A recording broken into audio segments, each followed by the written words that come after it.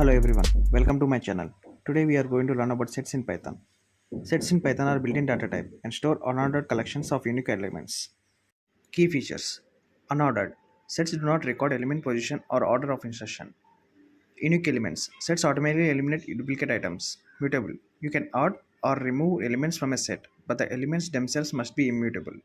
Set operations: adding elements, removing elements, union, intersection, difference, symmetric difference. We will see each operations using a Python program.